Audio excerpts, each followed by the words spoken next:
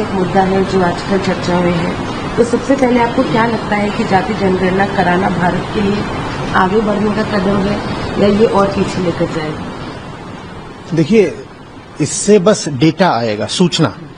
इससे पता चलेगा आपको कि 1931 के बाद से आज तक लगभग 100 सालों में कौन सा जातिगत समूह संख्या में कितना बढ़ा है, किस क्षेत्र में कितना बढ़ा है, उसकी प्रॉस्पेरिटी, समृद्धि कितनी बढ़ी है, उसकी जो शैक्षणिक दर है वहाँ उसका क्या हाल है, और बहुत सारी और बातें हैं जो वहाँ पूछी जाएंगी। भाई, आपने कितनी चीजें हैं जो ओन कर रखी हैं, आपके पास लैंड है कि नहीं, आपके पास मोबिलिटी व्हीकल्स ये सब है कि नहीं है, बहुत सारी बातें इससे पूछी जाएंगी। ये अपने आप में ये जो डेटा है ये ना अच्छी चीज होती है ना बुरी चीज होती है।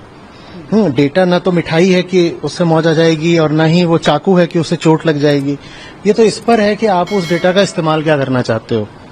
आप को अगर पता लग जाए कि जैसे हॉल है उसके उस कोने में जो वहां लोग रहते हैं वो एक पर्टिकुलर कास्ट ग्रुप को बिलोंग करते हैं वहां पर, और आपने देख लिया है कि इन जनरल जहां भी ऐसे लोग रहते हैं वहां पर किसी चीज की कमी पाई जाती है, मान लीजिए कुपोषण है, या मान लीजिए अस्पतालों की, स्कूलों की कमी है, या सैनिटेशन की समस्या है, या कोई और बात है, तो आप उसके हिसाब से फिर पॉलिसी मेकिंग कर सकते हो।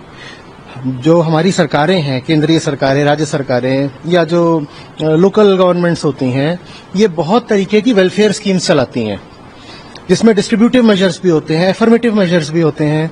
मैं कोई भी स्कीम कैसे चलाऊंगा अगर मुझको पता ही नहीं होगा कि डेटा क्या है? फिर तो एक अंधी स्कीम हो गई ना। मैं किसी जगह को बहुत सारा राशन भेज रहा हूं या कोई और संसाधन भेज रहा हूं जबकि वहां उसकी इतनी जरूरत ही नहीं है, और जहां जरूरत है वहां मुझे डेटा नहीं है तो वहां मैं भेज नहीं पा रहा हूं। तो इस तरीके से डेटा का सदुपयोग हो सकता है और बिल्कुल होना चाहिए। मुझे ये भी पता चलना चाहिए ना कि इतने दिनों से ये एफर्मेटिव स्कीम्स चल रही थी जिसमें रिजर्वेशन भी शामिल है, तो इन एफर्मेटिव स्कीम्स का फायदा किसको हुआ है। अब जिनको रिजर्वेशन जा रहा है वो कोई एक होमोजीनियस समुदाय नहीं है। ओबीसीज हैं, उनमें भी हजारों तरीके के वर्ग हैं, भेद हैं। उसके बाद SC STs आते हैं, उनमें भी बहुत तरीके के डिविजन्स हैं। तो अब मैंने वहां पर इतना रिजर्वेशन दिया तो उससे किस वर्ग को, किस सब ग्रुप को फायदा हो रहा है, किसको नहीं फायदा हो पा रहा, कौन अभी भी वंचित रह जा रहा है, ये सब जानकारी होनी चाहिए ना।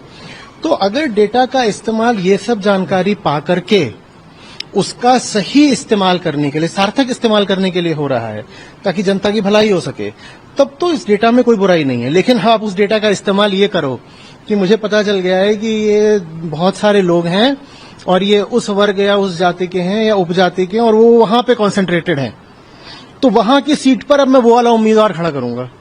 और इतना ही नहीं, वहां के लोगों को भड़काया जा सकता है यहाँ के लोगों की बात करके, और यहाँ के लोग तो मुझे वैसे भी वोट नहीं देते, तो मैं वहां के लोगों को भड़का दूंगा क्योंकि मुझे पता चल गया है कि उस कॉन्स्टिट्यूएंसी में वो लोग 55% पाए जाते हैं या 35% पाए जाते हैं। मैं इस डेटा का इस्तेमाल इस उद्देश्य के लिए करूं तो दुरुपयोग है। तो मेरी नीयत पर है कि मैं इस डेटा का क्या इस्तेमाल करता हूं। सर, आपके हिसाब से जो विजन महात्मा फुले का क्या आपको लगता है कास्ट सेंसस की मदद से वो पूरा हो सकता है या उसकी तरफ बढ़ सकता है? देखिए, अगर हमारा विजन ये है कि जो समाज का वंचित वर्ग रहा है, जो हमारे शोषित भाई बहन रहे हैं, उन तक हमें शिक्षा पहुंचानी है, उनको हमें सामाजिक न्याय दिलाना है, हम चाहते हैं कि वो भी आगे आए, कंधे से कंधा मिलाकर राष्ट्र की तरक्की में हमारे साथ बढ़ें, योगदान दें, तो हमें ये पता तो होना चाहिए ना कि समस्या किस जगह पर है, किस तल पर है। डेटा तो बहुत जरूरी चीज होती है।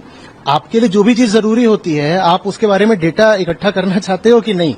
यहां तक कि आप कपड़े भी धुलने के लिए देते हो लॉन्ड्री में, तो आप लिख लेते हो कि इतनी ये, इतनी चीज, इतनी ये, इतनी ये, तो आप उसको टैबुलेट करते हो, है ना। तो जो चीज जितनी जरूरी होती है आदमी उसके बारे में उतनी सूचना रखना चाहता है। आपका बैंक स्टेटमेंट होता है, उसमें एक एक रुपए का हिसाब होता है क्योंकि वो रुपया हमारे लिए जरूरी होता है। जो चीज जरूरी होगी वो रिकॉर्ड भी जरूर होगी, उसको नापा भी जरूर जाएगा, उसकी गिनती करी जाएगी, वरना वो जरूरी नहीं है। फिर हम बस मुंह से बोल रहे हैं जरूरी, हम जरूरी मानते नहीं। तो चाहे वो डॉक्टर अंबेडकर का विजन हो या महात्मा फुले का विजन हो, उसको रियलाइज करने के लिए व्यवहारिक रूप से ये डेटा तो चाहिए ही है कि महिलाओं की क्या स्थिति है, किस वर्ग की, किस उपवर्ग की क्या स्थिति है, वो तो चाहिए, ये कॉमन सेंस है।